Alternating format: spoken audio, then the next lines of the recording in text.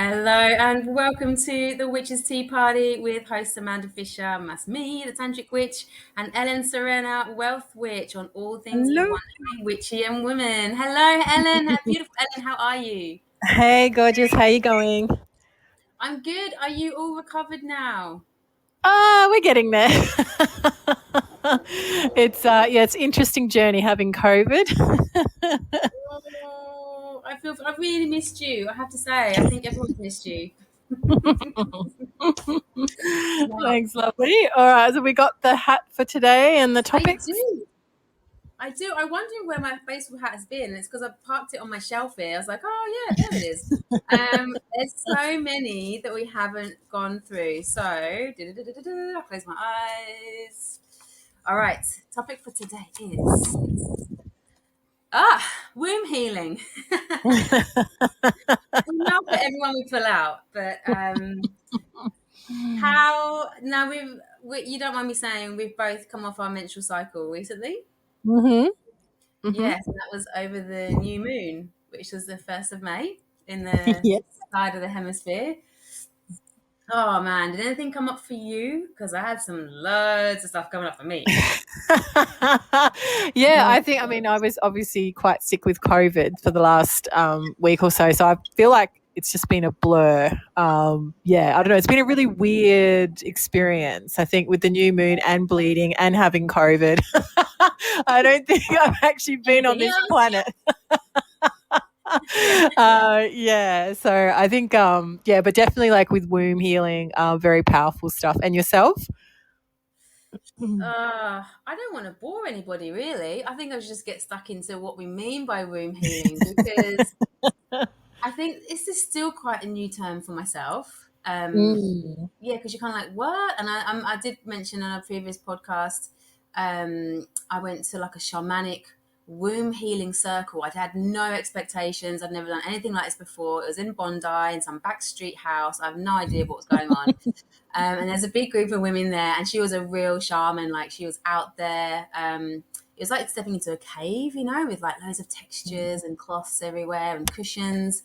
And we went into visualized meditation, and I went off for maybe a couple of hours, and that's the one I ended up howling like a wolf at the end, which was really cool. Is that you kind of go, you have that filter of what the fuck am I doing, and then you just Mhm. go, well, and if you can't beat them, join them. So I was howling like a wolf. And I thought this actually feels supernatural, like super Mm. natural, not supernatural. Um, and we went into our womb space, and it's a lot easier for a woman to depict that, but for men, Mhm. and I'm saying this with all of my work, womb space, that includes men. It's your house of Yes. creativity. Whether you're creating sperm or creating eggs, you're still creating life force. Yes. So I think that's the first thing to set straight, is your womb space is across all genders, and it doesn't matter what you've had happen in there, whether you've had a hysterectomy, whether you've had scarring, operations, trauma. That's what we're focusing on healing. Yeah, absolutely. I think another name as well for those of us, because often, like when we think of the word womb, a lot of people instantly assume like the physical space of a woman and carrying a baby. And I sort of say to people, because obviously the womb space is in this, what the one we're talking about, the energetic womb space is in men and women alike. And I sort of also say to people, that if they don't feel comfortable with the word womb, it's like it's also the seat of your subconscious mind. So it's like the seat of your power, your creativity, your sensuality, sexuality. It also houses, stuff from your family lineage, from the collective consciousness. It's almost like the seat as well of like the divine feminine, divine masculine aspects as well. So I think yeah, for anyone listening and anyone that kind of thinks that womb is just where a baby is made, Mm. it's far more than that. It's a very powerful seat of like you were saying, your power basically.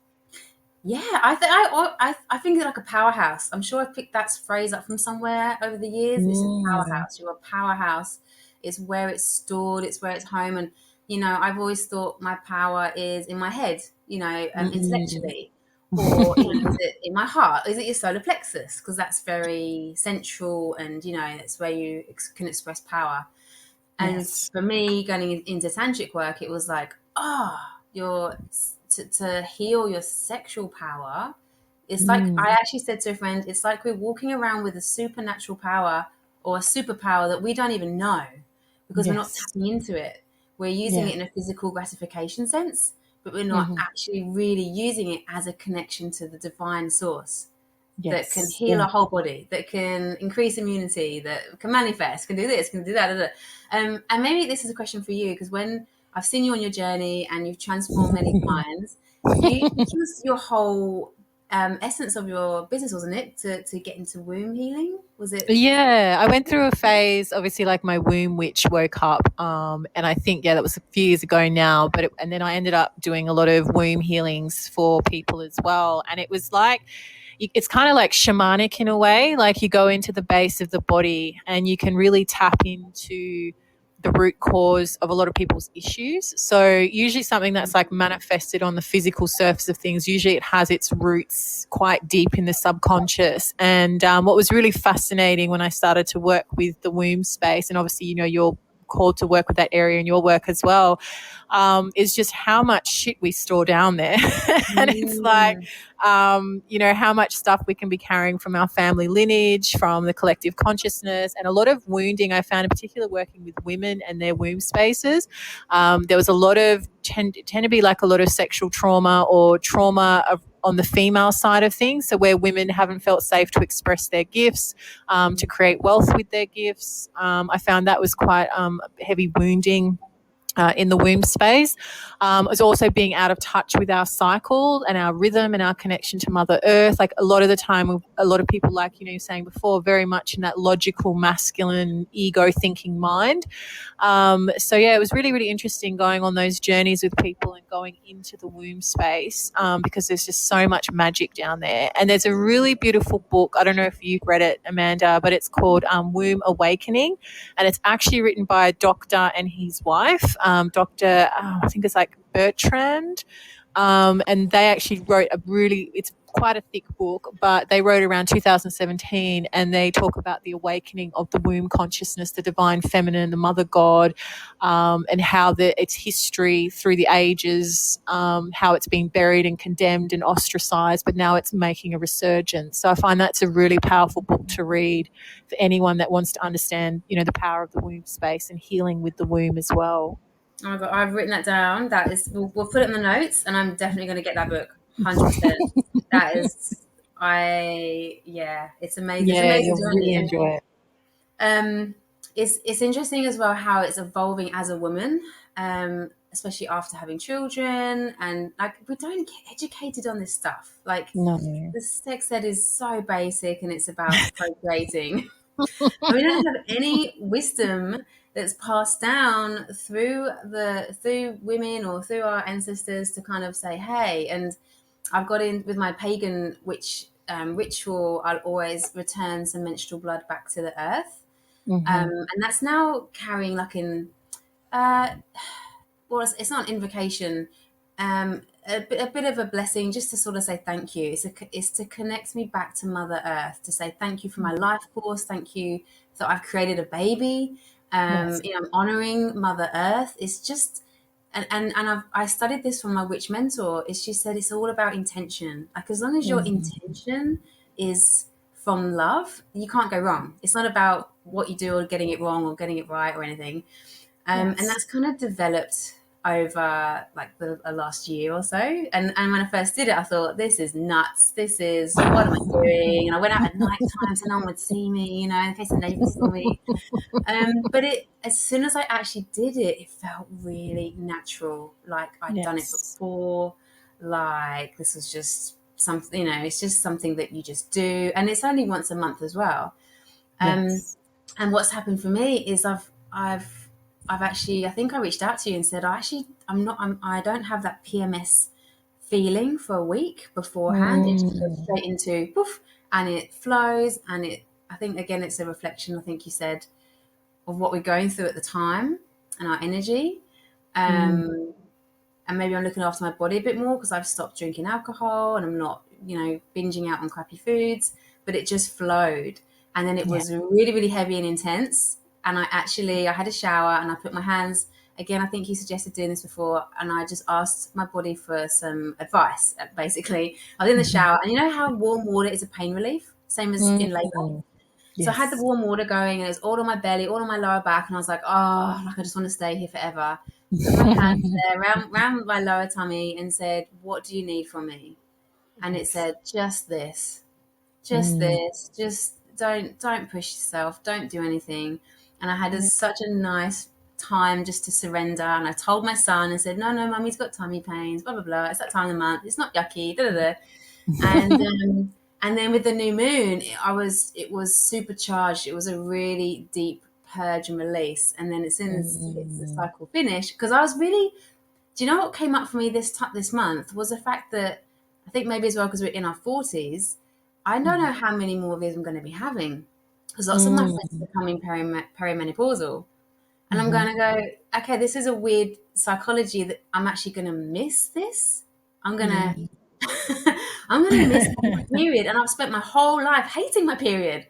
You know, 'cause it is painful, and you go, yeah, but it's a chance to purge. It's a chance to release. And I poo a lot more too. I'll tell you that. Like everything's stored up down there. Like I have this huge purge. It's like I'm burning through calories. I'm eating more food. Everything's going through me. But I feel it's weird. It's like I feel lighter but heavier. I feel expansive, but Mm.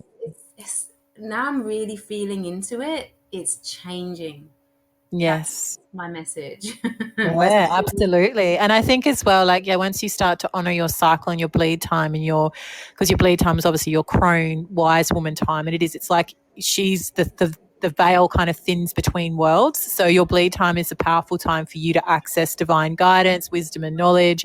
And it can literally feel like, yeah, you're expanding and opening up and things feel quite etherical and light.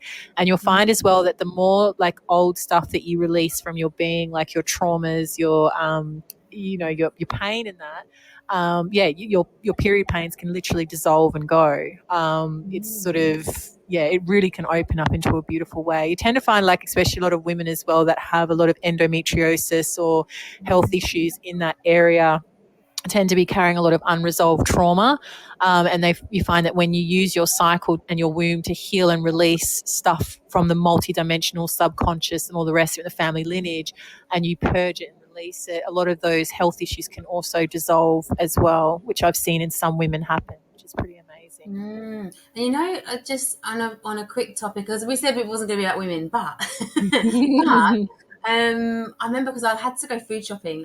This is on my period this month, and I was like, oh, I was really dreading it.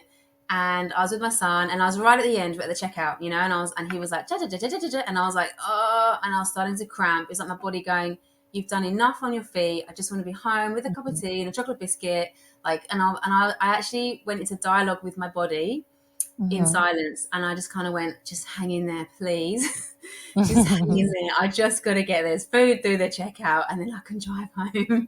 And again, in the past, I would have been angry at my body. I would have been in my masculine role and pissed off that I was having a period and it's not fair, and I don't want to go through this and want to do what I want to do. And it's from a different energy, and this time I could actually nurture that and say, just hang in there. I know this is hard. Like, I'm literally releasing my womb lining. And even like, I don't know if you get the aches around the upper thigh sometimes, like your body's having a workout inside. Yes. And it's like, oh, I don't have my lower back. Like everything is just screaming at me. And I was like, just hang in there. And I can just take off these jeans, get some comfy clothes on, and we can do what we need to do. And yeah, and I got through it. It was more, yeah, it was gentle. It was nice. I was working with my body rather than trying to work Yes. against it. And I think Yeah, that's what you're absolutely. saying. Yeah. So, Beautiful. so how can we, when we're reaching out to men and working with their womb space, is there anything we can do or any techniques to kind of, because I know a few tantric exercises, but things that they can visualize to go into that space?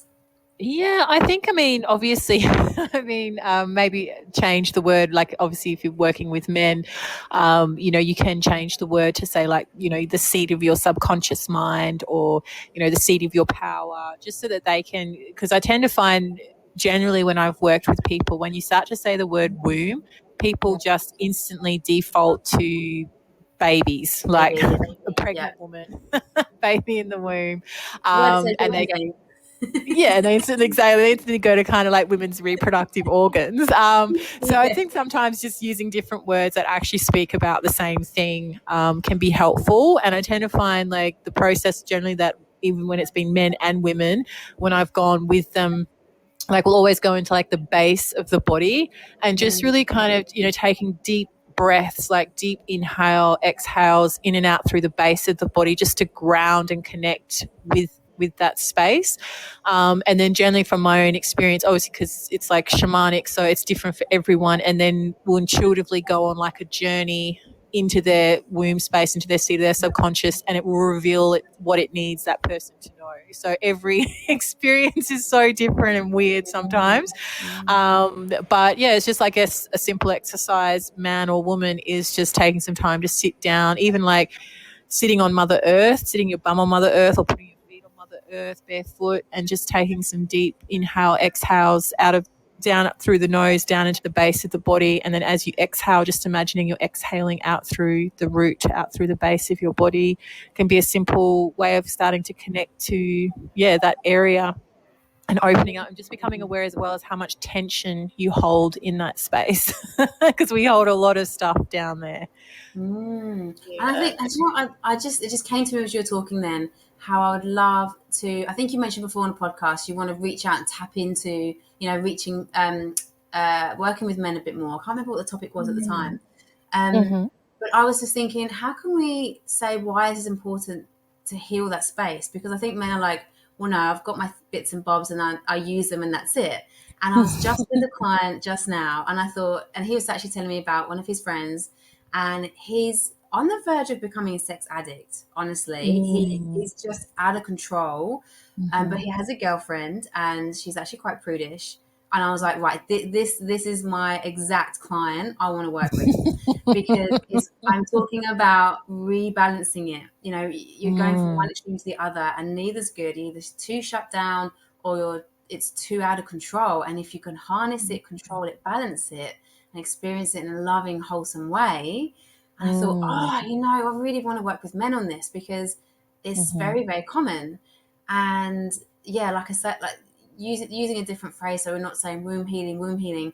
It's almost like a supercharged, let's go in and harness it and see what's in there and then send it lots of love and light, changes the intention, and it then becomes a space for sacred sexual experience and procreation and a way to express love rather than organs that you don't really get told what to do with, do you? I mean, lots of men don't even know what to do. Let's face it. I think as well, from what I've seen as well, and I don't know if you've seen it too in your work, but I find that generally, like when there's been that, when people are extreme in something, whether it's, through sex or food or alcohol or whatever, normally from what I've seen when I've gone into like the seat of the subconscious, the womb space, there's usually been like an unresolved trauma or there's something unresolved in that space that's kind of quite deeply buried, and they're using those things to kind of suppress or avoid or numb or self-medicate. That's just something I've noticed as well. People that go to the extreme of even like I've tend to found people that have had sexual abuse as children later on in life will become quite sexually promiscuous as well, or having a lot of sex to numb and avoid and medicate, if that makes sense. So I have noticed that too, which I'm sure you obviously probably worked with as well, just creating that safe space for that stuff to come out if it does, and healing it and balancing it. Is it a bit like you're seeking like an overindulgent pleasure in order to numb out the pain because you haven't dealt with the pain? It can be, yeah. So it can also be, it's like anything when you it's too much of something is not always a good thing. It's like coming back into that healthy balance. But generally I've found working with shadow work and unresolved traumas and stuff like that, people do tend to use things like whether it's sex or food or drugs or alcohol, to numb and avoid and to medicate. But sometimes the wound is so deep and so unconscious that they're not even aware of that's what it is anymore until you kind of go in there and unpack it. And it's like, whoa, hello, there's like the Pandora's box comes out. What's this doing in here? Yeah, and they're like, shit. And it can be a simple memory. Like I had a client the couple of weeks ago who, you know, when we went into an initial trauma that where she was denying her gifts as a healer, you know, and there was like past life trauma there. But what was really interesting is that her subconscious was wanting to take her back to a moment of when she was 18 years old. And she's like, my life was great at 18. I don't know why it wants to take me there. But then when the subconscious took her into that place, there was a particular event that happened, I think, 1 week in her life at 18 that literally created this whole toxic belief system where she felt like she couldn't pursue her dreams and desires or what she wanted to do from this one particular event that she'd completely forgotten about at 18. So it's like your subconscious can be holding onto so much stuff, and you might have stuff in there from your family lineage that can be playing out. I often saw that a lot with women and money, particularly in their female lineage. It was like a lot of scarcity, a lot of fear, a lot of lack, a lot of poverty codes, and all that. And even science now has found that whatever the state of the consciousness of the mother is when she's carrying the baby, it's actually imprinted into the subconscious of that child. And they've found that epigenetically, any unresolved trauma and patterns and things like that are passed on down through the womb space from generation to generation. So it's like all this kind of, it can be so complicated, but generally I find, if someone has they're over the top on something, like whether it's sex, drugs, alcohol, relationships, whatever, there's usually a core wounding in there that it's a shadow playing out, if that makes sense. Yeah, sorry, I'm just typing to call this come on because he's a guy. So we were just saying about how can men relate to having a womb space, because it's just as important to go into that sacred space and see what's going on, because it's the seed, your seed or your subconscious. And let's face it, we all come from a womb, you know, that's a given. And it was interesting you said that about what we can actually receive from the womb when they're pregnant. Because also, I was reading where it was. I'm so sorry. I'm really bad with references and names and I haven't got enough space in my brain to remember facts. It's all knowledge and wisdom, and I'm sticking to it. Is that DNA is passed between the baby and the mum as well, and that is always permanently within us as well. So what I mean by that is when we're actually pregnant, the fetus and the baby can help to heal the mother by repairing our DNA or on a molecular stem cell level. So say I had fibroids when I had a miscarriage. They found 3 fibroids in my womb, and I didn't know they were there. And then I said, oh, is that why I miscarried? Like, should I have them removed? And they were kind of like, we don't really know. Anyway, I got pregnant again and had Leo. And I said, in every single ultrasound, I'm not getting any pain. Are the fibroids gone? And every single ultrasound was like, what fibroids? You don't have any. And I'm like, well, and I know it depends on where they're located, or because I've researched into this, but, you know, they did I call them a dildo ultrasound. Oh, fabulous. Fabulous being a woman, Linga. I tell you, you have all sorts of stuff poked up inside you. And it was pretty easy to find and put pressure on. I was like, you know, excruciating agony. Yeah, that's a fibroid. That's that. And I was like, can you please stop? Ow, ow, ow. Can you stop putting pressure on it? So they're big enough to make that much. And I know they can shrink and become bigger, and they change size over time. But I honestly said to people, I swear my son healed them, like because just him in his essence. So I'm creating life in the womb, but his DNA is actually, and that imprint stays between mother and child forever. That bond stays within. And it's the same with however many children you have. That never changes. So, I really like that feeling, because as well, you know, when people miscarry a baby quite, you know, full term, it's like a ghost baby. You always feel them inside you, or you still feel a connection to them.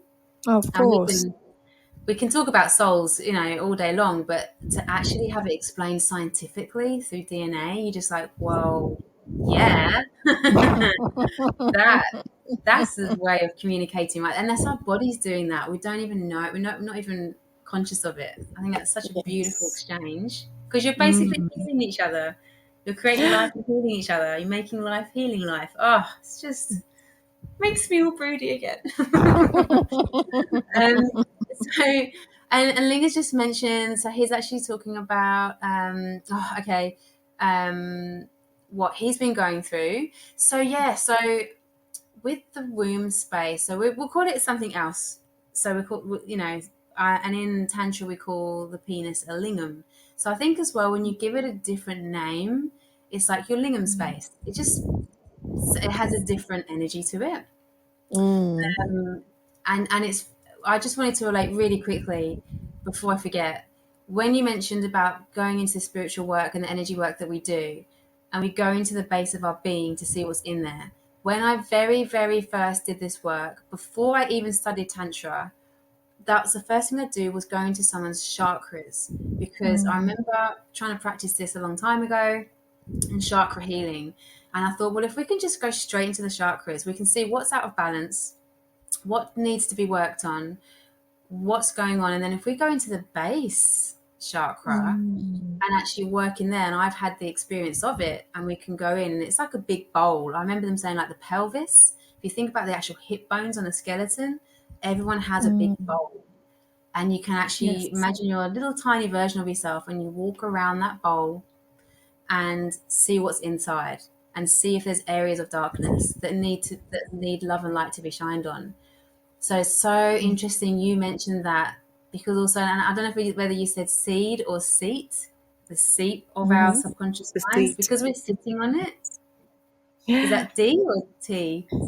Mm, exactly. And it's fine as well, like when you go into, like, if you look at the base of your body, like you could even call it like your cauldron, or, the seat of your power, whatever names for it. Obviously all means same thing sort of thing, but as well, like different areas of that space, like the right side, and this is men and women as well, like the right side of your womb is represents your masculine side. So anything from your father, your male lineage, the masculine consciousness can really sit on the right side of your womb, and then the same with the left side of your womb space. That can be like your female lineage, the female collective, all that sort of stuff. So different areas of that seat of down there as well can represent different aspects of your consciousness too, which is really fascinating. There's so many layers to it. It's just crazy when you start going down there. Yeah, and our listener Linger, I just want to shout out what he said because this is awesome. He says, "Yeah, I think we're much more connected to the world around us whilst in cytoplasm than we are out of it." Mm. How effing true is that? And because they say, talk to the baby when they're in the womb. And I remember when I was pregnant, I was super conscious to stay chill because I'm a very high energy person. And I kept reading, they take on everything. Mm. And I couldn't even have green tea. Like everything was too strong. It was like, oh, no, Yes. no stimulants, just nice and chill, nice and chill. And Yeah. sure enough, everyone comments on how chill my son is. He's like, oh, he's so easy, he's so chill, he's so loving, he's so stable. And you're like, oh, I think I did one Yes. thing right. And he's gone on to say, fluid has the ability to resonate much more easily and is more sensitive. Mm-hmm. Yeah, I like the sound of that, like the way like ripples, and we can communicate through the oceans. I always think of like orca whales and dolphins when they communicate through the waves and through Yeah. sound. He also shared, I hope you don't mind me sharing this. Fibroids can come and go, but they nearly killed his little girl and his wife. And they both had Yes. children after they dealt with the grief first. So, Mm. yeah, thanks Yes. for sharing that, because I think there's so much, the medical world can explain so much and heal so much, but then there's always this spiritual level to it. Absolutely. Um, and that's the work we do. And I'd like to check in with your voice, Ellen, because I know you're saying about you've had COVID. Are you doing okay? Yes. Yeah. I'm fine. I just have a bit of issues with breathing at the moment, so if I'm a bit more quiet today, I know I can I'm tell. I was just like, reclining. better just check in on my girl. She's still there. Like, like she usually butts in by now. Shall I keep talking? Oh, bless. I would love. Did you want to comment on any of that? I want to answer another question that Linga's got for us. It's good to be interactive. We must have something go to get something. Do you think it's the same with wealth? Sorry, I just saw the question there. We must let something go to get something. Well, it's like creating space. I think like letting go of what doesn't serve us. And when you work with obviously like the womb space, you can go in there to really clear and release stuff that no longer serves you, so then you can create space for what you do desire to come forth and manifest, whether that's relationships, children, money, whatever it is you desire to create. It's all available there. But sometimes when we're holding on to old stuff in our subconscious, old stories, old patternings, old belief systems, limiting stuff that doesn't serve us anymore, it can act as like junk that can prevent, it's like a garden. If you think about like your garden, your inner womb space is like a garden that you clean out the old, so then you can have fresh soil to plant new life into. Whereas if you've got all these old weeds and old crappy plants that don't do much, it's like blocking up that soil, so there's no space for what you do desire to grow, if that makes sense. So it's like if you think about the laws of creation in Mother Nature, those same laws of creation exist within you as well in creating your reality. So if your soil in the seed of your subconscious is full of junk, it's blocking up, you can't create a beautiful garden, if that makes sense. So yeah. Do you know what? I did a beautiful visualization about a garden yesterday. My mind, I'll tell you, this is a good tip, practical tip actually, and I want to answer Linga's question about testicles. Not related. My mind was. I was up at 3 a.m. My son woke me up, and my mind was going monkey mind as normal. And I suddenly stopped and went, okay, what do I want my mind to look like? And I created a garden. And it just stopped all of those thoughts. I went, I'm going to have so much gorgeous lush green. I'm going to have some flowers. I'm going to have a little stream in there, and got back to sleep. It was brilliant. I was like, I've got to remember that, because I just thought, just stop and stop trying to control my thoughts. But what do I actually want my mind to look like? And we can do that with any part of our body, really. What do you want our heart to look like? Go into that heart chakra color. And with the womb space. So Linga asked, is it the same? Do you think it's the same for testicles? So I think we were talking about the healing. Masculine, feminine. Yeah, I say absolutely yes, because that's where you create your life force. That's where it starts, right?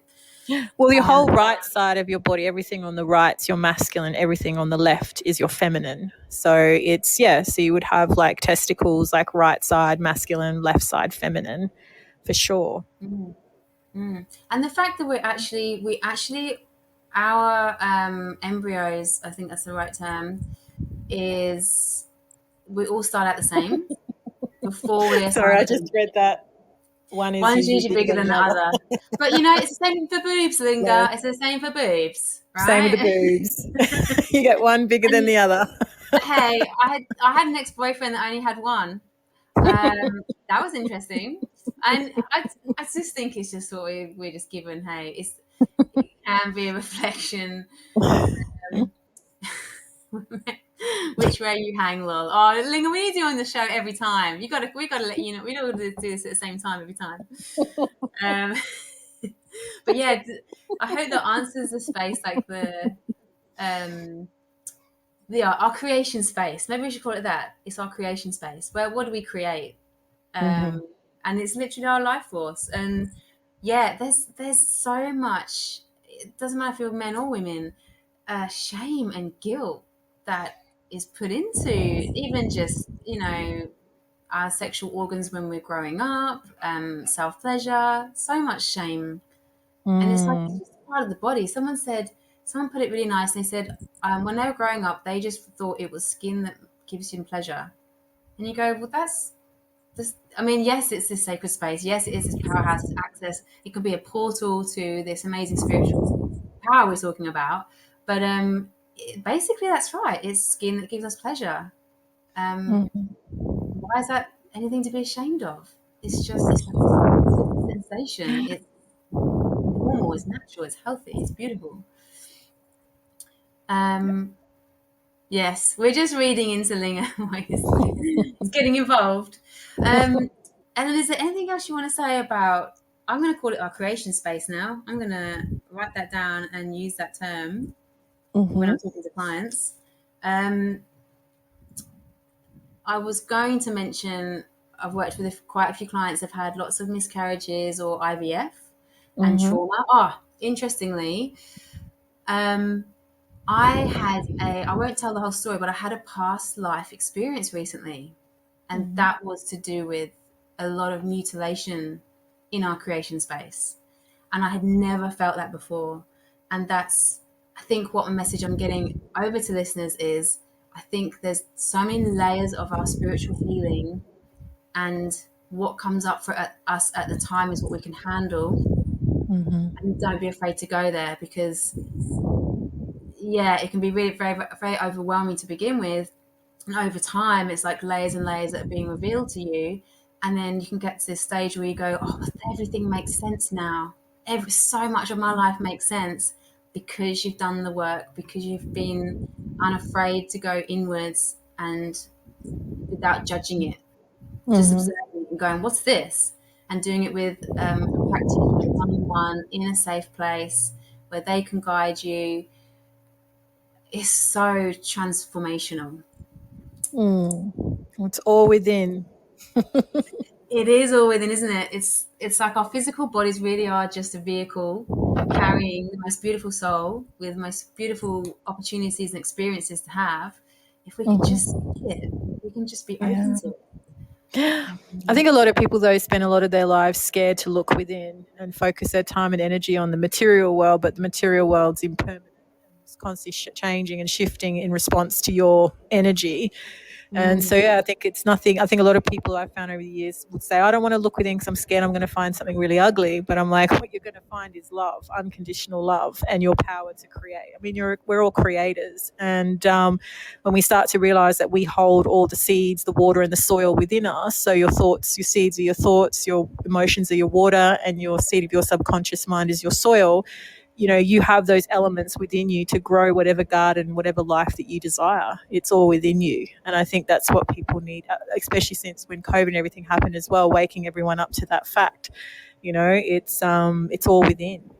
The world has nothing to give you. You have everything to give the world.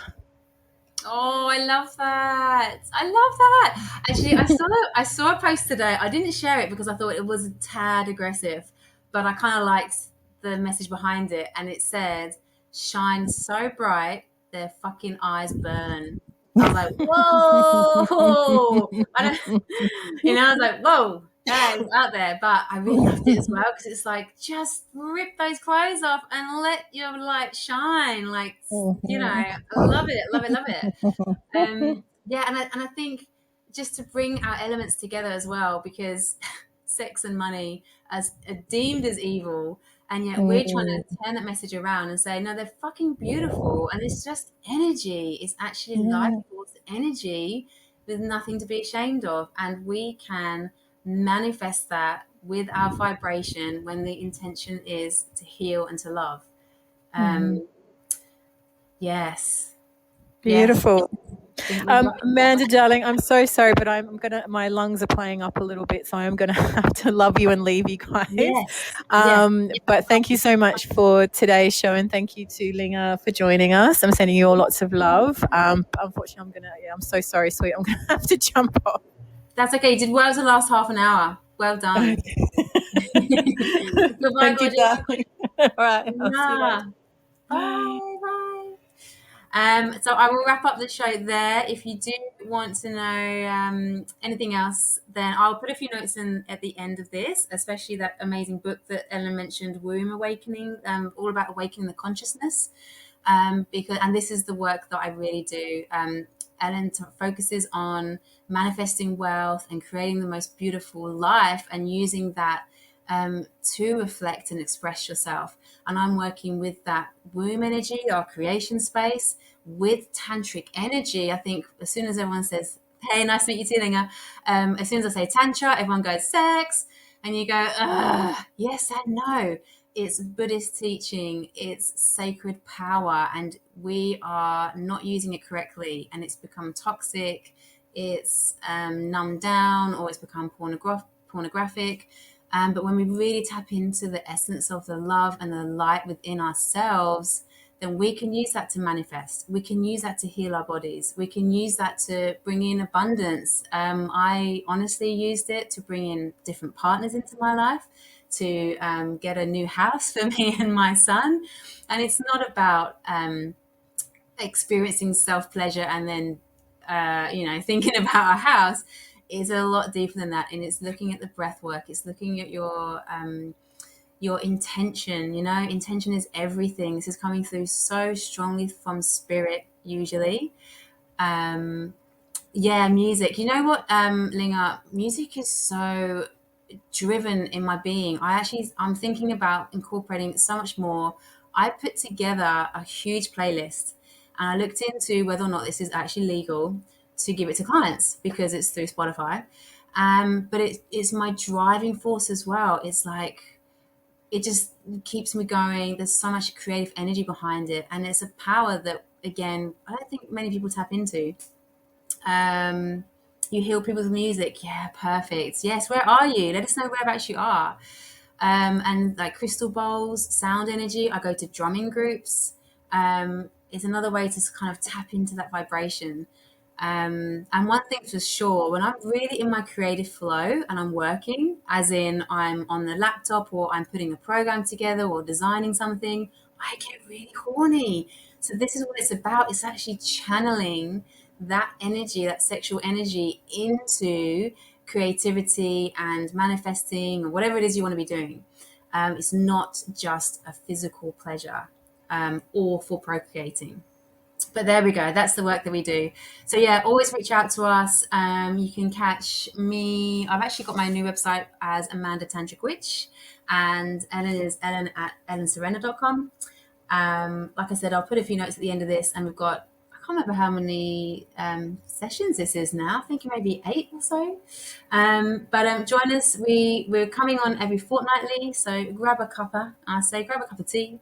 Come and join us for a little chat. And if there's anything you want to know about as well, reach out to us and let us know, because I just pick out a different topic each couple of weeks. And sending much love to all of you. All right, I'll be playing a little bit of music as we say goodbye. All right, bye guys.